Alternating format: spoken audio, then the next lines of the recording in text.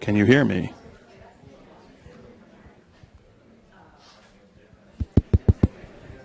Do you want this? Do you want this? Can you hear me through this mic? No. Can you hear me now?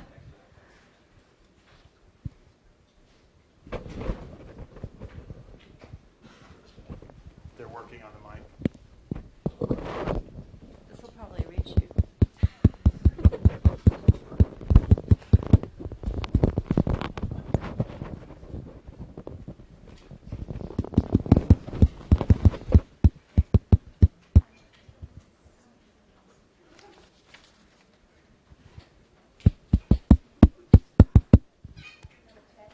Test, test. Anything? I think we're going without the mic.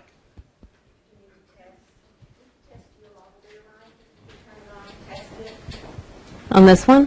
No. On mine? Yeah, I tested it just a second ago. Can you? We're picking up the voices in here, but it's not coming out in here. Okay. So he heard you in there, but still out here won't be able to hear. Did he Okay. hear me? No. Okay. So I don't need to hold this. Yes. Yes, it's on. Okay, it's not. So just another. Okay. Should I wait? Yes. Yeah, I should wait.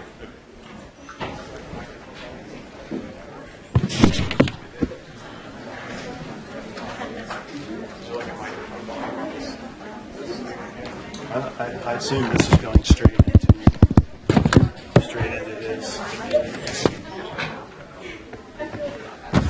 Test, test, test, test. Test, test. You have video? I do, and we figured that part out. Sound? Yeah, and it was totally fine, right? Did you just nullify the sound of our video?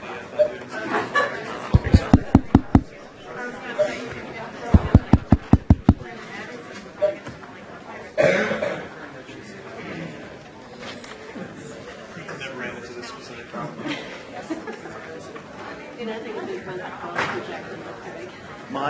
With the problem is on the coordinator.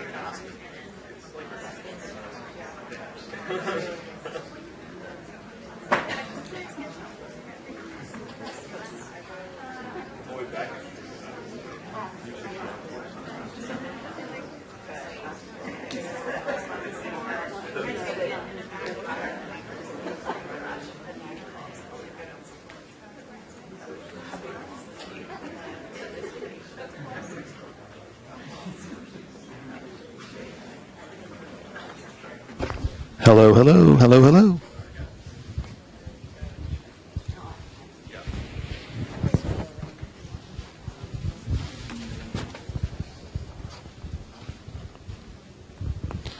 Hello, hello, hello, hello.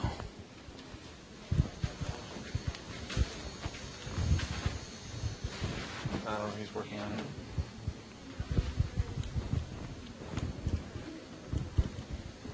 Test, test. There you go.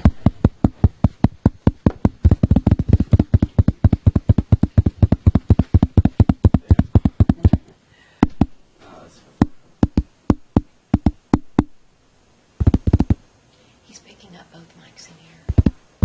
But not over the speakers Right now. So what's the deal with that? Never counted it before. So let me ask you, does that mean that you would catch it on the video? Yes, I for sure. Like everything is feeding. I've almost got it. I almost got Okay. it.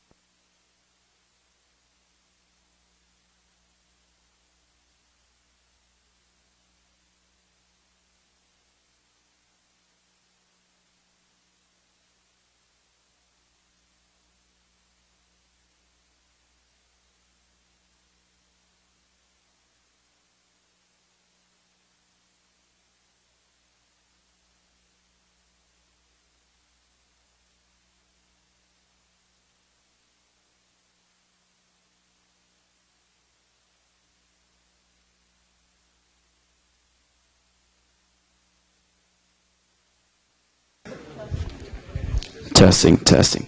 Boom.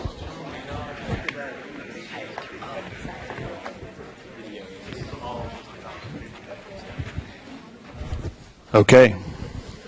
Good evening, everyone. Thanks for coming.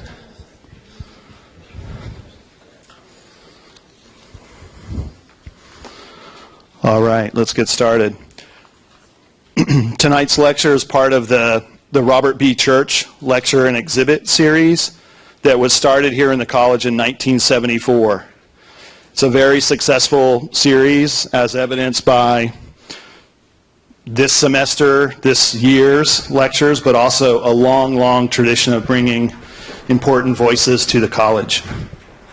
After tonight, we have 2 lectures remaining in the semester. Darius Amon will speak in 1 week in this room at 5:30 as our inaugural Tennessee Architecture Fellow. And I encourage everyone to take a look at his exhibit across the atrium in preparation for that talk. And then there will be a final lecture on Saturday, April 29th at 2 p.m. downtown Knoxville in the Bijou Theater, given by Craig Dykers of Snowhetta. It will be one of our general shell lectures. So I urge everyone to attend these final lectures. Okay, but first, tonight. It's my pleasure to introduce tonight's guest, Nataly Gattegno of Future Cities Lab. Nataly is a co-founder and managing design partner of Future Cities Lab, which is a practice in San Francisco that she runs with her partner, Jason Kelly Johnson. Future Cities Lab was started by them in 2003. Is that right? All right. About right.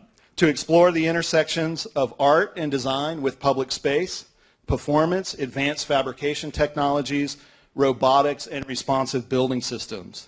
Future Cities Lab is an award-winning interdisciplinary studio that's employing an adventurous team of interaction designers, architects, technologists, lighting designers, digital craftspeople, urban ecologists, and more. They've committed to thinking speculatively about real-world challenges that will impact the future of public and civic space, urban infrastructure, and building technologies. So Future Cities Lab is at the forefront of exploring how advanced technologies, social media, and the Internet of Things will profoundly affect how we live, work, communicate, and play in the future. Their approach to design and making, which has been described as high-performance craft, is also deeply experiential, interactive, and materially rich. The firm has won its share of honors, including Architectural League's 2001 Prize for Young Architects and Designers, and the partners were named 2009 New York Prize Fellows at the Van Allen Institute. Their work has been cited, by my count, in 21 separate book publications in the last 5 years, which is astounding to me. Great books that many of you know, such as Responsive Landscapes, Interactive Architecture, Expanded Field, Hypernatural, Cartographic Grounds, among others. Their work is very contemporary and urgent within this kind of context of digital technology and environment. They've also been published in a number of periodicals that cross multiple disciplines of design and across cultural spheres of work. These include Metropolis, Surface Magazine, FAQ, the MIT Technology Review, Architect Magazine, Praxis, SF Weekly, USA Today, and CNN, fake news. Recently, they've won the San Jose Levitt Pavilion competition together with CMG Landscape Architects, which I hope is a project that you'll show in tonight. Yeah, that's going to boost the scale of their work and kind of catapult this practice one more time. So, based in San Francisco with an outpost in Nataly's hometown of Athens, Greece, Future City Lab is harnessing sophisticated technologies to address pressing urban issues such as migration, population growth, food and energy shortage, extreme and unpredictable weather, rising sea levels, etc. To all of this work, Nataly brings an expertise in design research and urban speculation through the lens of digital fabrication and interactive technologies. She received an MA from Cambridge University, St. John's College in the UK, and an MArch from Princeton University, where she received the AIA Henry Adams Medal. She's currently an associate professor of architecture and chair of the graduate architecture programs at the California College of Arts in San Fran. She's recently taught at Cornell, Berkeley, University of Virginia, and was the 2008-2009 Muschenheim Fellow at the University of Michigan. So before I turn it over to Natalie, I would just like to kind of make a comment about our lecture series. On Saturday, we had Sejima, a Pritzker Prize winning architect from Japan, Sana, and this lecture series, the church lecture series, and the general shell support of that lecture series allows us to hear from really prominent, well-established architects, like the lecture we had on Saturday about global work of quite significance. And at the same time, here we are tonight, we have a young voice, very mature voice, but a young voice, an up-and-coming office that, that we get to enjoy the kind of intensity of their work as well. And so I think it's an amazing few days for those of you who saw the lecture on Saturday and then get a chance here to see Natalie speak. So I'm very excited for this. So without further ado, Nataly Gattegno.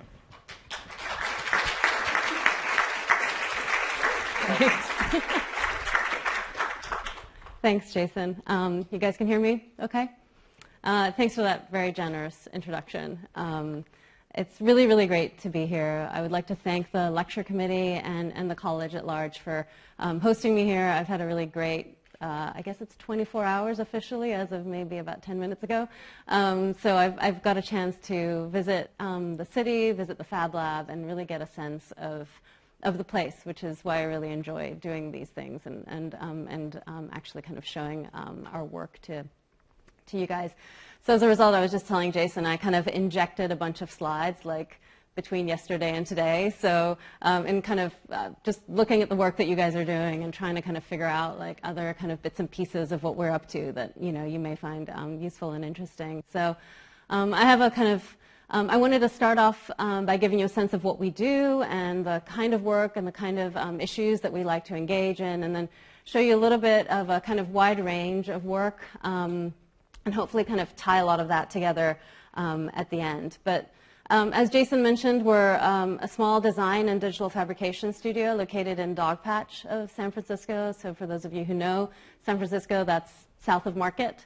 And we've kind of been involved in a number of different scales of work, from installation scale work at museums to work in the public realm through a lot of public art installations that we've gotten the opportunity to do, as well as building installations in kind of building lobbies and interiors as well. And as of recent, and that's the kind of project I'll end on, this kind of larger pavilion scale work that we've been doing very, very recently. So we've kind of worked through a series of speculative projects on the one hand, and for those of you who look at our website, there's like the rendered competition style work, and then there's the kind of interactive public artwork. And it may seem a little schizophrenic as you're kind of looking at that, but hopefully today will kind of give you a sense of like how we actually see those bits and pieces actually coming together as a larger agenda. We work on a number of speculative projects that push us to think about things differently and hopefully push the boundaries, like in this case, the Theater of Lost Species, a project that you'd kind of look into and see kind of a whole host of like the species that have long become extinct, to kind of much more kind of interactive work that figures quite prominently in our portfolio. But ultimately, I think one of the things that I'd like to kind of use as a way to frame my talk today is that we're really interested in the relationship between the things that we build, whether those are artifacts, installations, buildings, landscapes, and the context that surrounds them, the kind of energies that kind of that circle them. And these energy fields could actually be, let's say, more typical kind of sources, such as circulation, sound, weather, water, but they could also be data, social media, information. So kind of other, let's say, influences that could actually kind of give a kind of definition to the work that we do. Ultimately, we're really interested in kind of expanded definition of site and context through that lens. I really like just starting off by showing this kind of really, really old project, I guess, at this point, and which is one of the first competitions that Jason and I collaborated on, just to kind of give you a sense of this kind of inextricable relationship that we see between the things that we make and the environment that surrounds them. So this was a completely speculative project where we were really interested in kind of opening up a building completely to the exterior. So in this case, Super Galaxy proposed a weather garden embedded in a skyscraper high up on the 52nd floor. So what if we could actually kind of open up a building to its surrounding environment, allow weather, or allow rain, allow wind to kind of move through it? What kind of environment could that create, and how could we actually calibrate that building according to wind direction? So for me, this is kind of, it's an old drawing, but it also kind of epitomizes a little bit this kind of back and forth that we see in our work between the context and the influences that it may have on the way that we experience the work that we do, whether it's an art piece, an installation piece, a building, a canopy, a pavilion. One of the things that, one of the ideas that you'll probably see kind of trickling through the work is this kind of idea of tangible digital craft. So a lot of the work that you'll see, pretty much everything that you'll see actually, that I'll show you guys today is are projects that we have both designed and built ourselves. So we basically have this kind of interesting model of an office, which kind of probably feels like school, where you have your design studio, and then right next door we actually have a pretty small, by local Fab Lab standards, a pretty small digital fabrication space. But we are lucky to actually have been able to kind of prototype and in some ways execute a lot of the work that you guys will see today in that space. So we kind of have this kind of split personality in our office, but we're constantly looping back and forth. So we're doing something at the computer, jumping back into the shop, making something, prototyping something, kind of looping back and forth. But for us, that idea of digital craft and the kind of real kind of care to actually making something, whether it's a kind of vacuum-formed shell for like a series of LED pods, to bending acrylic tube in order to make a kind of larger lattice. So on the right, we were asked by the America's Cup, the New Zealand team during the America's Cup when it was in San Francisco to actually kind of help them mill some of their formwork for their carbon fiber that eventually was kind of tested out in the Bay during the America's Cup. So this idea that there's a kind of precision to the things that we make, but there's this kind of constant back and forth that happens. These are some images of just texture of what it's like to be in our space. It's very sometimes chaotic. As of very recently, it's become really chaotic because welding has been introduced to our space, which changes the dynamic a little bit, and you'll see some images of that later. But this kind of constant kind of back and forth means that our design space is also constantly our making space.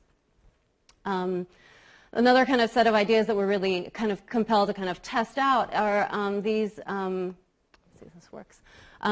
Is the idea that a lot of these kind of installations that we do actually have the capacity to create space around them. So albeit in this case a kind of completely two-dimensional kind of interactive piece, the fact that these could actually be infused with illumination and that illumination could actually create an experience in that space. In this case, this is the lobby of SurveyMonkey.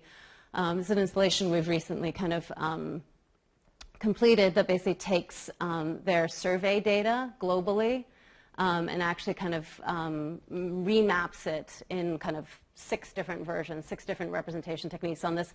Essentially, it's a pixel surface. It's kind of like a glorified digital screen that we can actually control and that they can control the content on it. But the idea that you can kind of constantly, you can actually start thinking of these installations, in this case, as super thin, but they actually kind of create a space around them, so that visceral kind of nature of that. So that kind of, hopefully, that kind of back and forth, that kind of somewhat artificial, somewhat real. I'm hearing a lot of echo. Are you guys hearing echo? Okay, then as long as I'm hearing it, then it's totally fine. So that kind of back and forth that takes place between like something that we build and the kind of surrounding environment, that kind of constant kind of responsiveness. I wanted to start off by something that's very different to what you're seeing here. And I kind of felt that it would be kind of helpful to kind of go through maybe one speculative project and then show you a couple of the installation pieces and then loop you through what's currently happening in our space and what we're working on right now. But Hydra Max for us was a really interesting project. It's right when we arrived in San Francisco and we were asked by the SF MoMA to speculate on the future of San Francisco's waterfront and to produce an architectural scale interactive model of what that could actually be. So we basically looked to the bay. We just recently arrived, so we were really interested in the kind of various energies that kind of surround San Francisco, from the fog that kind of rolls in like clockwork right around actually from here on out through the summer, to this kind of relationship to the water and that kind of watery kind of enclosure that takes place between San Francisco and Oakland, and really trying to understand the edge and what actually takes place on that edge. Usually the edge is fortified. That's what you're seeing on the left, this kind of real kind of barrier to that water's edge. That's kind of the responsiveness to the kind of water, is essentially to kind of keep it out. Versus these images, which are closer to where our office is further south, where you can still get to the water. You can actually touch water, which you can't actually do anywhere on the kind of the rest of the peninsula.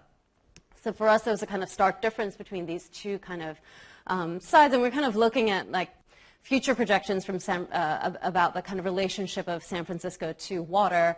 A lot of it will actually be inundated with a pretty average kind of sea level rise prediction. So for us, it was kind of an interesting kind of exploration of like, well, what would actually happen if we actually were to kind of respond to a post sea level rise proposition. So instead of trying to kind of keep the water out, what would actually happen if we let the water in? You know, if you let it in, I believe the Apple donut is actually an island, and you know, Google is a peninsula. Like if you're kind of looking at this map, there's actually a really interesting Guardian article for anyone who's interested about that. That basically all of the Silicon Valley kind of tech is actually on like super vulnerable land. So for us, those kind of triggered a kind of set of ideas of like, okay, well, what if we return to water?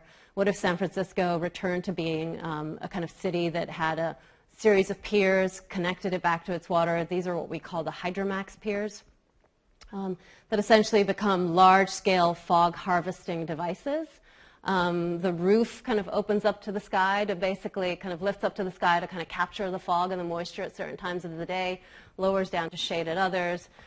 Produces through an aquaponics loop, produce is created in this kind of, if I do this, does it work?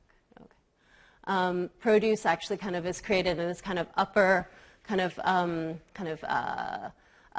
truss, and then basically kind of produce returns, goes through this kind of pier system back out into the bay through a series of barges. So basically we return, streets no longer exist, infrastructure returns to water, and basically this kind of idea of thriving in what we're used to kind of fortifying ourselves against actually became the kind of modus operandi for this project. So you're seeing here this kind of connection back to the city through a series of canopies that then eventually become the, does this work? Instead of me pointing aimlessly, maybe that, yes. So solar canopy all the way up to what we're calling the fog harvesting feathers, a kind of hydroponics farm embedded up here, essentially what would typically be a backyard aquaponics loop. You're kind of starting to see the kind of layers here. Water would be collected, filtered through a hydroponic farm down into a series of aquaponic ponds. Fish would be harvested. The water would kind of move to fertilize, move back up to fertilize the hydroponic farm, and then essentially this kind of barge market system would basically kind of disseminate the food back out into the bay. So kind of highly speculative. There's a series of renderings of this, as you can see, like the Bay Bridge has been taken over by robots who tend to Jason's garden. For those who know Jason, you probably can relate to that. But the idea for the exhibition was that on the one hand we had these kind of renderings, but then we also kind of we're really interested in kind of trying to figure out how do we actually make an architectural scale interactive model that could actually kind of start giving a sense to the audience in the museum about the kind of opportunities for kind of an interactive architecture. So essentially here you're seeing a series of infrared sensors on the edge, well, wherever her hand was earlier. Infrared sensors kind of at the base, so here you can see the guts of this thing, right? So an IR sensor there that through a series of shape memory alloy motors move these feathers up and down. So there's almost like a series of pistons kind of embedded on the perimeter. And this was for a show. The San Francisco, the SF MoMA had just recently acquired Buckminster Fuller's kind of copyright patent drawings, those blue kind of amazing kind of patent drawings, and they'd asked us, and actually Nicholas DeMoncho, who lectured here a couple of weeks ago, was also in the show kind of speculating on the future of the Bay. So for us, these kinds of highly speculative projects, we do a number of these, but we usually take a piece, like in this case, the whole thing or a pier, but we sometimes, we take a piece and we test it out in kind of real scale. And in some ways, all of the installations that the kind of installation scale work and the public artwork oscillates in this kind of part architectural scale, part like component of building. And Light Swarm in this case was actually an installation in the facade of the Yerba Buena Center for the Arts. I believe I was talking to some of the students today in the Fab Lab about this project because it kind of really uses what would be typically like just like a window installation to essentially create space on either side. So I'll show you a quick video and then give you a sense of that. Let me figure out the audio.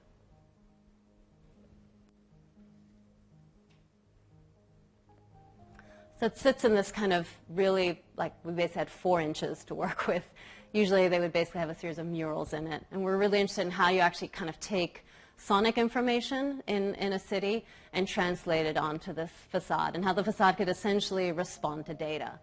So instead of keeping, let's say, the outside of the building outside and kind of, keeping outside and in kind of separate, what would actually happen if we kind of connected the two? So the idea that facades in the future could actually talk to one another, they could respond to one another.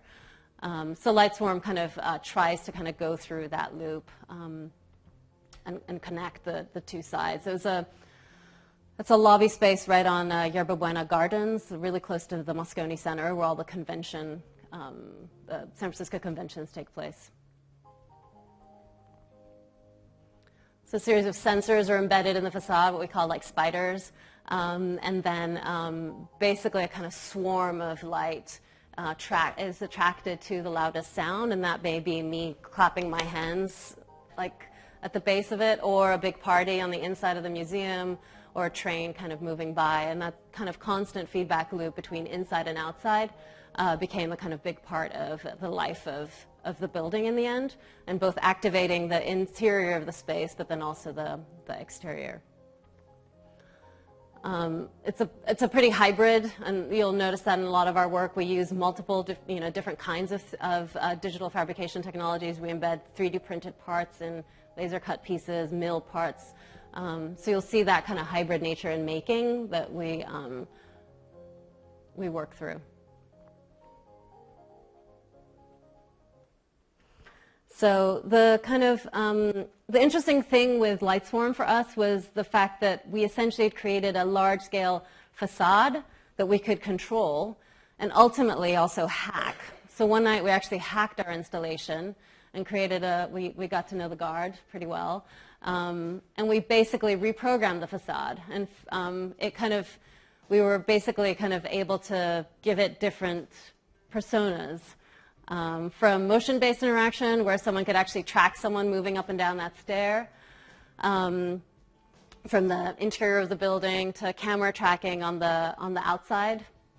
So someone walking by essentially could cast a shadow on the wall, on the facade, or in this case, Colin's casting light. But that idea of kind of registering the environment back on, or just because we had to make an app for it. And that you can actually start controlling the way that the facade actually behaves through your phone, essentially. What was interesting for us is that it almost created a kind of it's an urban surface. You could almost graffiti it, you could tag it, you could express yourself on it, but it also, for us, really started signaling maybe another way of actually starting to think of these urban surfaces as actually much more connected. And in this case, we have one, but what if the rest of the plaza actually kind of responded in that way and had that kind of back and forth? So for us, Light Swarm it's a really thin, simple project, but it kind of encompasses a lot of those ideas. And just down the way from Light Swarm, Murmur Wall was a kind of interesting experiment to us, where we really wanted to tap into the kind of data output of the city. So it made sense that you would be responding to circulation, to sound, to things that, let's say, are much more, I don't want to say typical, but more, let's say, kind of common ways of actually kind of responding architecturally to sound, light, air, weather, environment. In this case, we really were interested in actually tapping into data inputs. So Murmur Wall basically taps into trending search terms in a half-mile radius. It's on a site that's very touristic, so for us it was kind of a way of showing visitors what San Francisco is actually about. It's usually what we're searching for here, whether it's like the recent baseball score or the next political rally or the next kind of event in town, and that's really gives you a sense of what the city is about, more than the multiple people heading to the Moscone Convention Center with their tags and their Samsung or Apple or Google bags. So how do you actually kind of start engaging that audience that kind of moves through this? So Murmur Wall basically takes trending search terms from a half-mile radius and posts them on the series of screens that you'll see here. The idea being that it essentially murmurs back to you what the city is thinking about. So it gives you a sense of what people are talking about, what people are thinking about. And in some ways, one could argue it's anticipating what will actually happen in San Francisco, because it's usually you're searching for something that's in the future. It essentially sits on this kind of little pony wall that connects you to the Mission Street. The Daniel Libeskind Museum is just across the street here. Going back to that kind of idea with Lightswarm that you could actually tag that wall, you can text the installation. So you can you could do it now. You could go to the website and essentially kind of send a message to San Francisco or send a message to the city. That kind of comes through as a blue coil that essentially kind of goes through the system. You get the kind of words appearing on these LED screens, and then it kind of goes back into the city.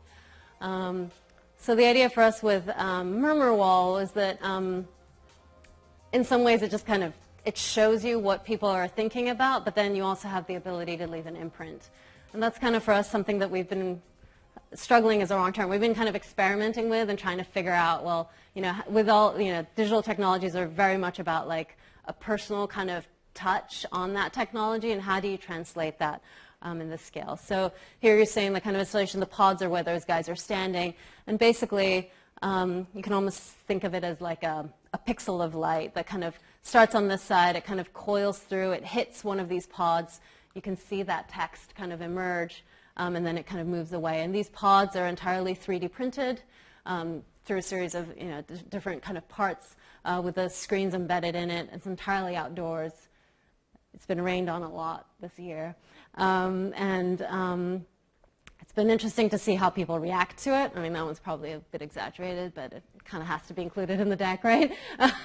But it's not too far, like the fact that you can actually kind of send something to this thing and it kind of disseminate it back into the city. But it's also kind of connected to the museum behind. So that facade, the Lightswarm that I show you can see the blue hue in the distance. So they're essentially that same surface kind of moving through. And Murmur Wall was a kind of, let's say, V2 of Data Grove, which was a project we did in San Jose, which kind of looked at the kind of no man's land of Silicon Valley. So it was part of a festival called Seeking Silicon Valley. So how do you actually find Silicon Valley? Usually it's what the guy's doing in the bottom left. You get it to the parking lot. You can't go further because you probably don't have clearance. Or if you're lucky, you know someone who can get you into the cafeteria of one of these campuses and get you lunch. But for us, the kind of other way of kind of understanding what that larger kind of context of place is was actually through social media, in this case, Twitter. So that's just a snapshot of the trending Twitter feeds at a specific kind of moment in time. So the idea for Data Grove was that it was actually harvesting those Twitter feeds and kind of transmitting them back to the city, almost like a kind of like it's almost like you're listening into the conversations like at the water fountain in your office or in studio, and that those get retransmitted.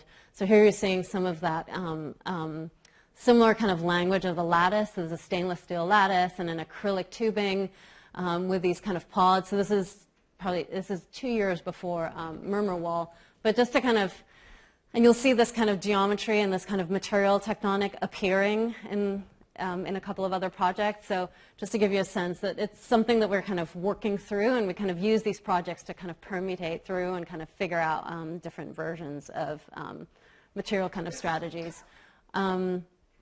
So data grow would actually speak back to you.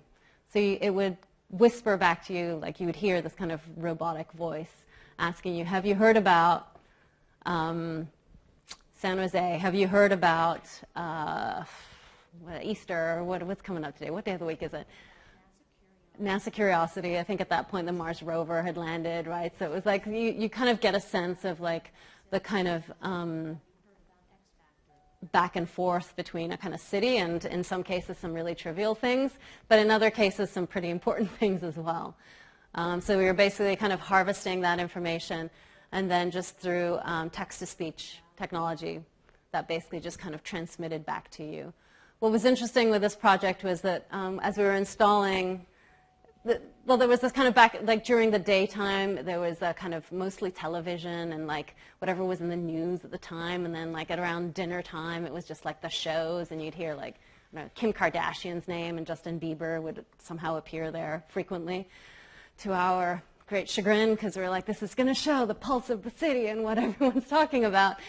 But what was kind of shocking a little bit was that as we were kind of setting up, we had all the orbs kind of on the floor, like talking to make sure that they could all talk and they could talk at the same time. But at a certain point, they all started kind of saying, like, have you heard about Libya? Have you heard about Benghazi? Have you heard about the embassy? Have you heard the rumor about? So suddenly all of them were basically transmitting an actual kind of important event. The bombing of the Benghazi, the U.S. embassies in Libya. So there was this kind of moment of like, okay, yes, we have been listening to, you know, Justin Bieber and Kim Kardashian, but at a certain moment, it actually kind of became something else. And for us, that was kind of an interesting kind of experience, and it kind of led to kind of other permutations, especially in Murmur Wall, the ability to actually be able to tag the wall and actually have an imprint, which you didn't have here. For us was kind of a really interesting kind of dimension to this. So one of the things that I kind of wanted to kind of convey was this kind of, obviously this kind of attention to the technology and the craft, but the fact that those two things are kind of inextricably linked, and they're also inextricably linked to the teaching that Jason and I do. So we both are kind of involved at the California College of the Arts. I felt compelled after visiting the studios today and talking about some of the work that I'm doing in studio to kind of share with you guys a little bit of this, but just to give you a sense of like how this translates to the kind of teaching environment. And for us, this gives you a sense of CCA.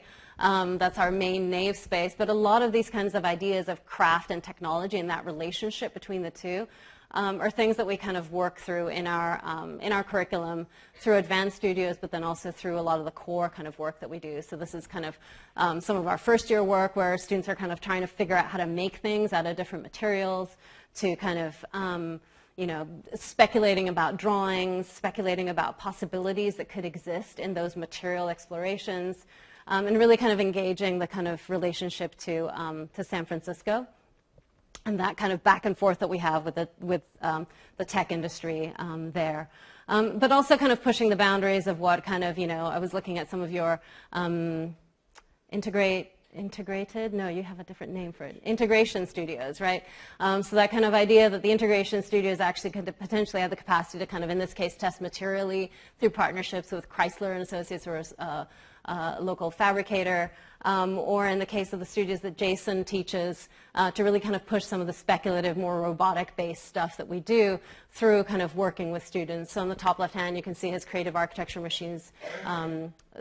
This is all work from his creative architecture machines studio, where the students basically make machines to make buildings or to 3D print buildings and building components. So basically taking on 3D printing technology and kind of taking that to that next level. So that's, in some ways, this is all stuff that we're kind of working through in our office, and then we kind of bring that to school and kind of think that through there and then bring it back again. So there's this kind of really interesting back and forth that takes place at CCA, which has been really interesting to kind of see that kind of relationship. And I think for us, it's kind of really important to kind of stress that that's also a big part of what we do. That kind of relationship to academia is really, really key. and it totally fuels the kind of ideas and the work that we do. I wanted to kind of use the next, I believe I have another like 10 or 10 minutes to kind of go through a little bit of what we are currently working on. So these are really raw images, so I'm going to apologize in advance. They are not like, our photographer hasn't photographed them yet. They're not polished yet. But just to give you a sense of what it's like to, what we're currently kind of working through. So this was an interesting project that came through as an arts commission, a Percent for Art project. That we kind of convinced them that we could make a canopy that could also stand as artwork. So that we could actually create a place, a kind of shaded area for,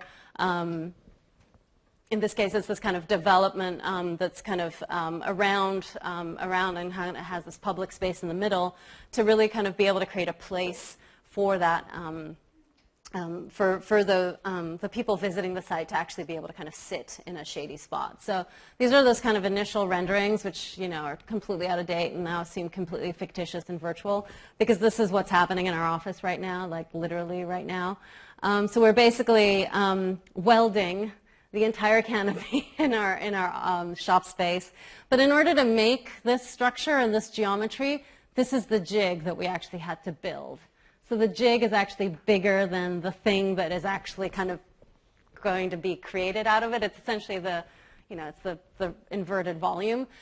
So we're basically, this is one of these umbrellas of 3 that make up Anemone. And here you can see the jig and the crown that'll essentially hold the column.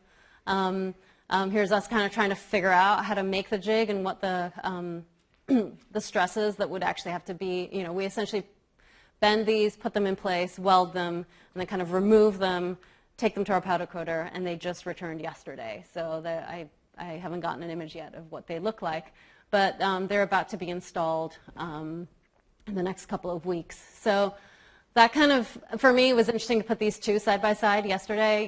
Just this was what we had, very white, pristine, rendered thing that will just be so perfect and clean. And here you're seeing the kind of nuts and bolts of what it actually takes to make the thing. There's a series of Corian panels, perforated panels like what you're seeing up here that kind of sit in this, and they're kind of a white and kind of blue color that would actually kind of transmit light through. So that's kind of one of the things that we're working on literally right now. And then the other thing that's been kind of lurking in the office for quite a while, actually, is a project in Washington, D.C. called Lightweave. This, if you think back to Murmur Wall and Data Grove and those kind of coiled helical geometries.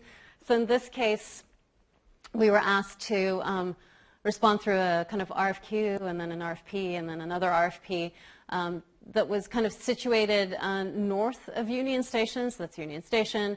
This is where Amtrak, Metro North, come in, and there's a series of underpasses that kind of dot that neighborhood, and they're really long underpasses and very dark. And the two sides of the tracks are essentially currently being developed. So I believe on the left-hand side, NPR just moved in. Google's, lobbying headquarters are on that side. But on this side, you're basically seeing Gallaudet University and kind of a really kind of established residential kind of grain is on the right side of the screen. So we basically responded to a call that kind of looked to safely light the kind of underpasses. So this is what's above, and this is what's happening below, basically. So there's a project to kind of rehabilitate those kind of really dark underpasses with safe lighting. And through kind of a co-opting of the lighting budget, they were able to convince the city that you could actually have artwork that could also be light and, basically kind of make a budget out of that. So our proposal took some of those kinds of ideas which we were working on at the time, because this was, at this point, 2 years ago. So at the time when we were doing Murmur Wall, and kind of starting to think of this as this is a permanent installation, so not temporary. Basically kind of a roof version of this that would actually be able to provide lighting, uniform lighting across, but then also create certain kind of spots along the way. Their concern was at night as people kind of walk through, it's very quiet and lonely. So how could you actually maybe animate it? So we're working on this right now, either responding to the kind of train tracks above There's also a Metro North station right there, so we could actually kind of use it as a way to kind of indicate incoming train traffic. So if you lived in the neighborhood, you would know that it changed a certain color or it vibrated in a certain way, and therefore you had to run to catch the train as opposed to walk, right? So it almost becomes that, like, you're going down into the New York subway and you can feel the air coming up and you're like, okay, I've totally missed the train, there's no point in even running. But if you're a little further down, you would know that if you ran really fast, you'd actually be able to get it. So that kind of our ability to read urban cues could potentially kind of be taken up by a piece like this. And then another kind of version of this that we're working on right now is actually kind of having a kind of almost like a lighting kind of tracking, people kind of as they move through, so that you would never feel like you were alone, like as you're walking there, because there would be this kind of constellation of light around you. So still kind of working through that. We just passed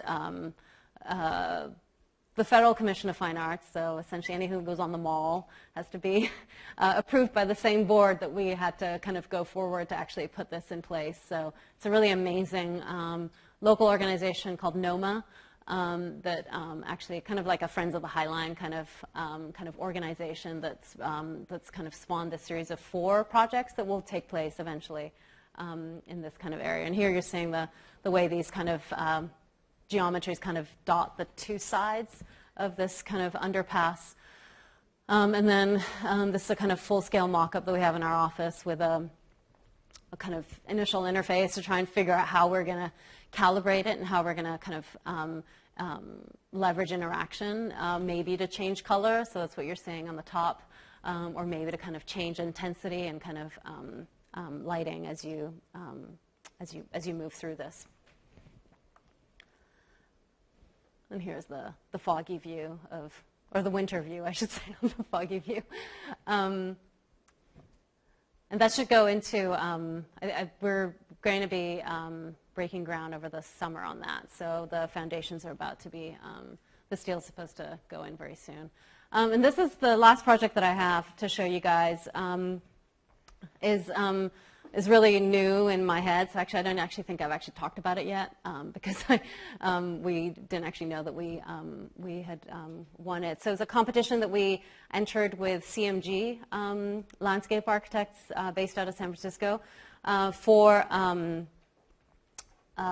St. James Park in downtown San Jose, which is a kind of old, let's say, Victorian kind of park from when the city was originally gridded.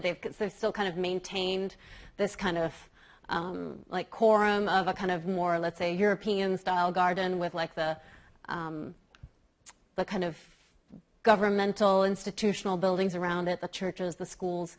But this park has been really kind of abandoned, and it didn't help that they ran cars and rail down the middle of it back in the 80s. So the competition was for actually kind of taking that park, visioning it forward, and kind of imagining what its future could be with the help of a Levitt Pavilion. So the Levitt Foundation is a foundation that's kind of gone into a number of cities and actually kind of funded and supported the construction of a Levitt Pavilion that has seasonal concerts, but ultimately it becomes a placemaker and an activator for a certain kind of part of cities that they actually want to kind of help.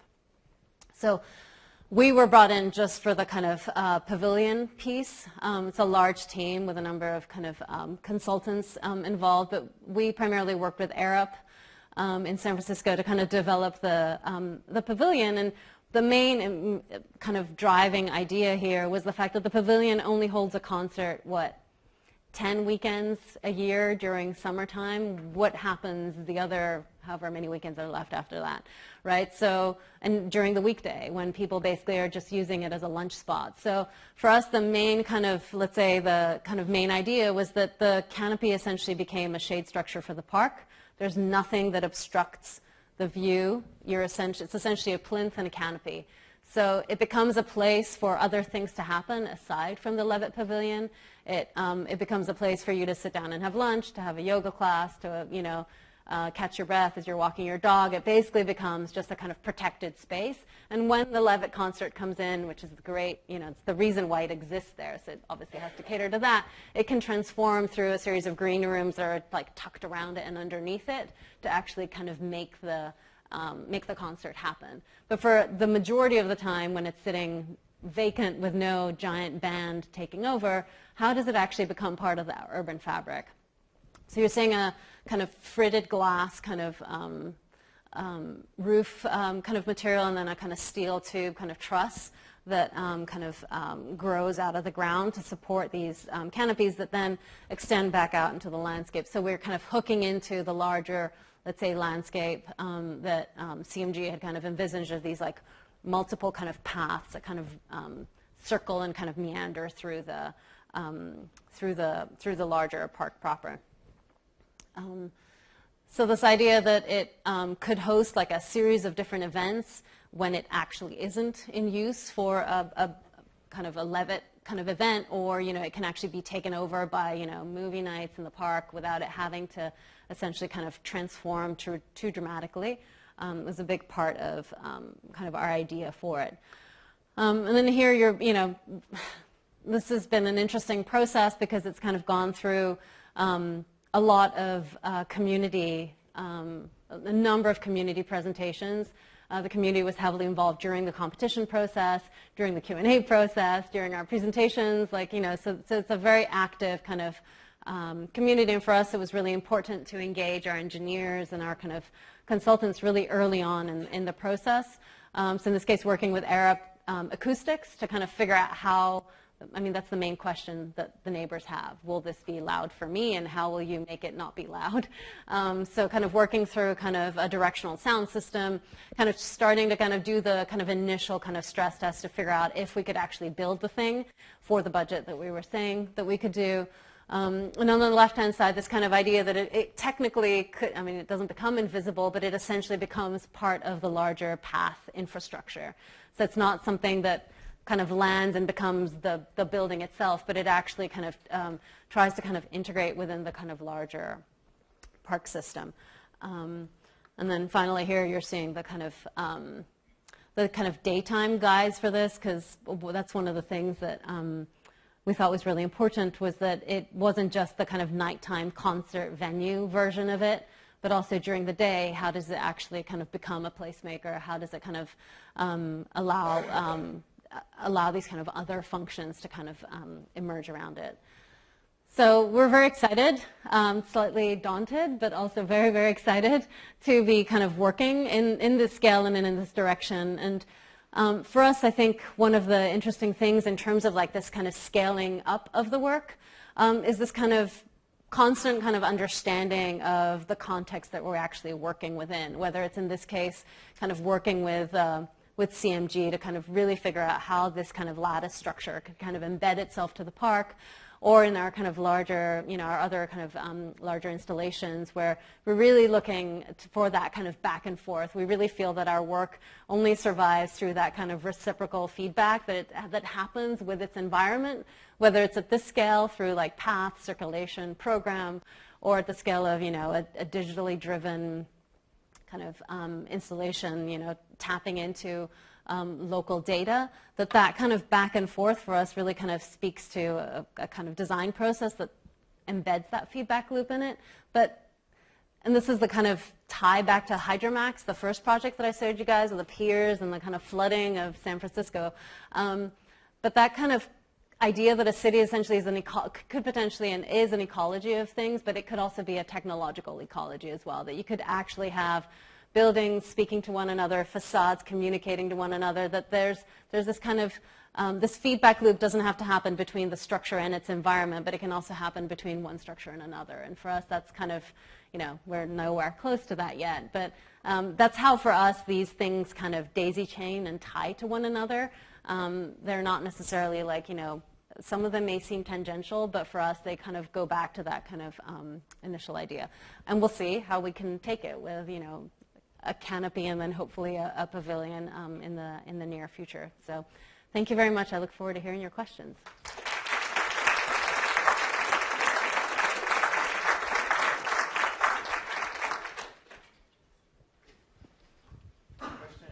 I think I'm supposed to stand here and only here. Sorry.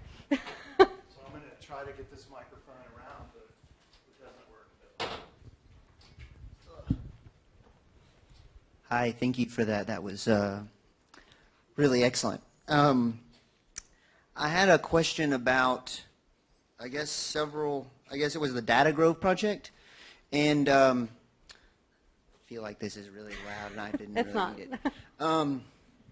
So I was curious about the participatory nature of the project, and so some people obviously knew that they were sending information into this, but did everyone know that when they searched a certain website that they were their information was going to that exhibit? And if so, like, how did you mediate that kind of? Google does that for you. Okay. You can go to a Google stat page and it'll show you right now like what is actually trending. So it's actually information that's out there and it's entirely open source. So you should all know that when you're searching for something, someone is keeping track of what you searched, unless you're totally incognito, which is also totally fine. But so the information is out there. We had to do a little bit of a kind of back and forth to be able to translate that information, but that information is there. I think one of the things that was interesting for us was how do you deal with that information, right? So one of the things I didn't talk about as I was going through is that murmur wall, that project, so it's not necessarily giving you the top searchable terms. It's not telling you Kim Kardashian, but it's giving you the constellation of related terms to it. So it may say icon, fashion week, so it'll actually give you kind of other relatable terms, which for us was kind of interesting. We were trying to kind of avoid it being Justin Bieber, Kim Kardashian, as San Francisco Giants, like that kind of like, that doesn't mean anything. But when it's the constellation of related terms, it actually maybe is much more meaningful than the actual kind of brand or what's up there. So we actually didn't so much, we took the raw data, but then we also looked to the related terms, not to just that kind of, let's say, tagline.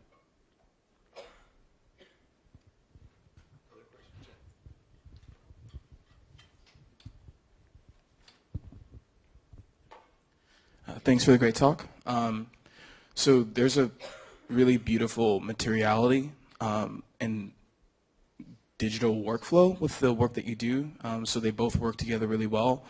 And I was wondering, is everyone in the office a designer who's learned to code, or are you guys collaborating with engineers and coders to get more of the advanced stuff together? Yeah, that's a good question. So in the beginning, we were the coders as well, and we still somewhat are. Basically, we have a number of our former students have actually come to work with us because they've taken our studios, right? So there's that kind of ability that just comes through that kind of pipeline, let's say. But I think we just recently hired someone who just does coding. He comes from a media arts background. So his kind of, obviously it's media arts. It's not just a kind of, website developer. Which I think has been a really great asset for us, because sometimes the problem with it being the architects is that we then have all the other baggage that you're also trying to do all these other things. But in this case, Colin is like, okay, I got to figure out how to translate this to that and get this data in it. And it's a very finite thing that he can wrap his head around. So we have someone from media arts working with us, and now we also hired a sculptor to basically work mostly on the shop side. But so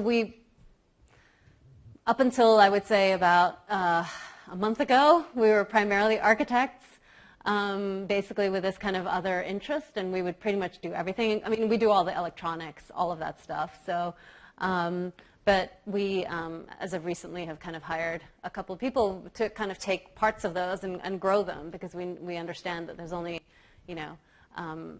we're hitting a certain kind of threshold where someone who actually has that expertise actually becomes really, really valuable.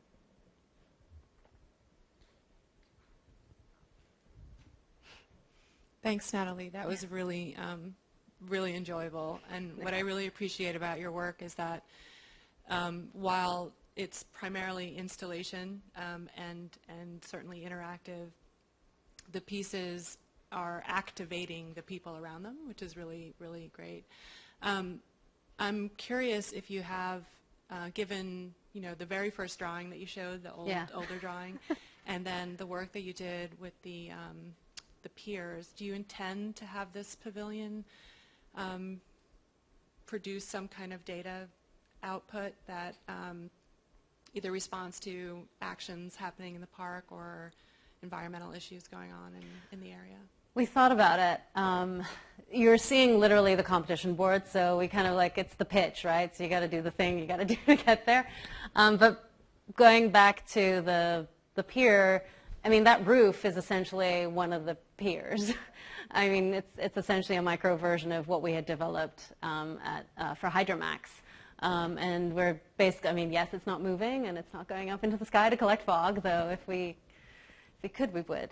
I think one of the things that we've been talking about, and we haven't really tested that out in this case, is that we'd really kind of work through the lighting strategy for it, as to how lighting would evolve and change, like during the different times of year or during the different times of the week, days of the week, so that it could actually start creating kind of places for different events to actually happen just through its ability to kind of almost it can create a smaller, through lighting, you could create a smaller space in the bigger space, let's say, right? So more as a kind of activation device. I don't know if this is a project where we'll be able to kind of do the more interactive kind of stuff. There's an opportunity on another part of the site that I didn't go into, which is where the central fountain, or that's what's currently there. So there's an idea that that's also a place where something else could happen. So that may be where we could actually kind of set that up. But I think we would really like to do that here, but I don't really know if the scope will actually allow us to. We will try. We may have to do slowly walk towards that direction, but not. We'll see how much they kind of go for it. Thank you for that. I have a really kind of broad question. Yeah. My grade is in a history class, and so we learn about theories all the time, and it's just it works here, but it doesn't work in the future. And so I'm kind of thinking kind of long-term wise. Do you think that architecture has reached its peak when it successfully engages its occupants through the connections of these systems? So by systems, what do you mean? The audio, the wall. Do you think that by engaging people, architecture has reached its kind of peak? I don't know how to say That's it. it, we're done? Yeah, no longer.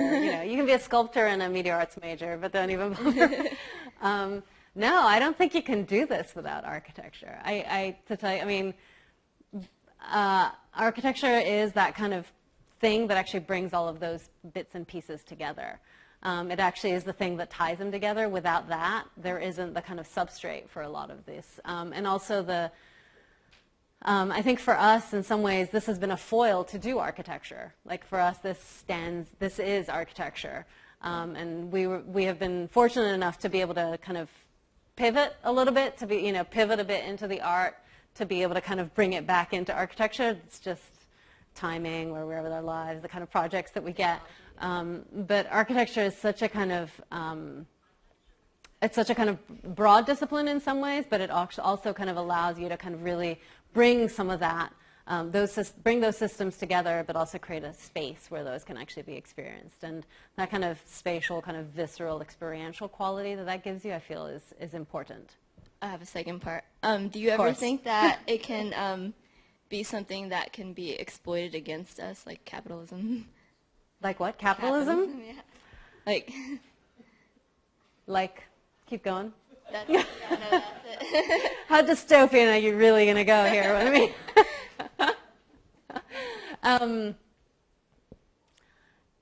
it's been interesting with all the privacy conversations taking place right now about, internet privacy and the kind of what is open source and how open is open source. And we have been very, very clear. You can find all of the kind of coding for all.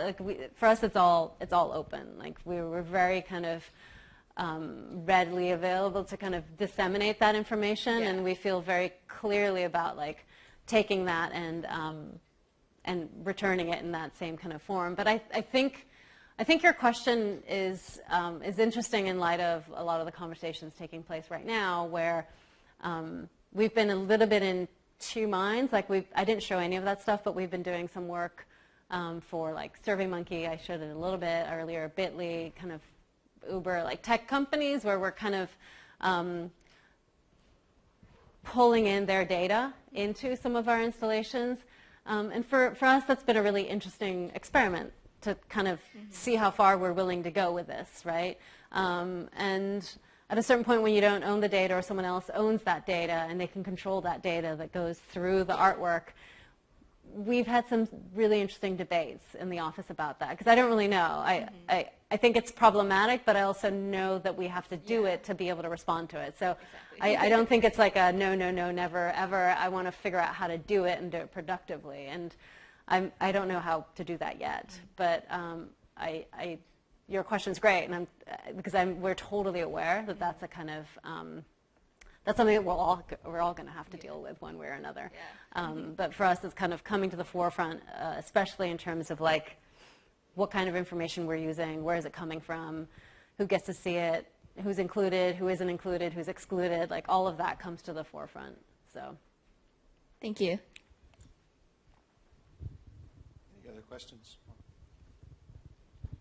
Hey, it's thanks, all there Nataly. in that corner, right? You have to make them work a little more, like on that side. Hey, Mark. I wonder. It seems like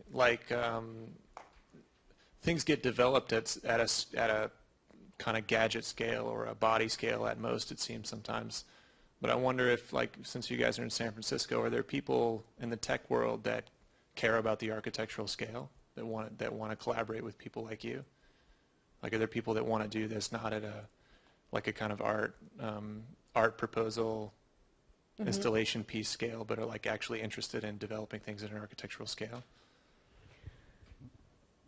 I think in the last, let's say, year or couple, because now we actually have a portfolio of work that we're actually able to kind of show with this kind of ambition, we're kind of at the point now where at least we have their ear. I don't know if there's definitely the ambition for it to, not from our end, but from like the San Francisco, let's say, client.